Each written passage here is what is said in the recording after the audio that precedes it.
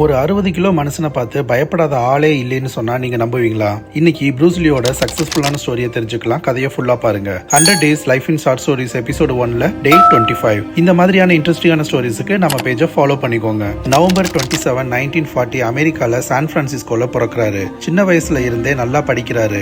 School படிக்கும்போது, அதாவது 13 வயசுல நடந்த ஒரு ஃபைட்ல இவரை விட பெரிய பையன் கிட்ட அடி வாங்கிட்டு வராரு. அப்பதான் இவரோட உடம்ப ரெடி பண்ண ஆரம்பிக்கிறாரு. இப்மேனுங்கிற ஒரு மாஸ்டர் கிட்ட குங்ஃபு கத்துக்கிறாரு. ஒரு நாளைக்கு 4 மணி நேரத்துல இருந்து 6 மணி நேரம் வரைய பிராக்டிஸ் பண்றாரு. ஃபேமிலி சிச்சுவேஷனால அமெரிக்கா போயிட்டு அங்க ஒரு ஹோட்டல்ல சர்வர் வேலையும் பாக்குறாரு. கையில போதுமான அளவு காசு இல்லாததுனால நிறைய மக்களுக்கு குங்ஃபுவை சொல்லி கொடுக்கறாரு. இத கேள்விப்பட்ட இப்மேன் தற்காப்பு கலை சைனாவுக்கு சொந்தமானது, இத வெளிநாட்டு மக்களுக்கு சொல்லி கொடுக்கணும்னா என்ன தோக்கடிச்சிட்டு சொல்லி கொடுன்னு சேலஞ்ச் பண்றாரு. ப்ரூஸ்லி வந்த 3 நிமிஷத்துல அவரை நாக் அவுட் பண்ணிட்டு தற்காப்பு கலை இந்த உலகத்துக்கே சொந்தமானதுன்னு சொல்லிட்டு போறாரு.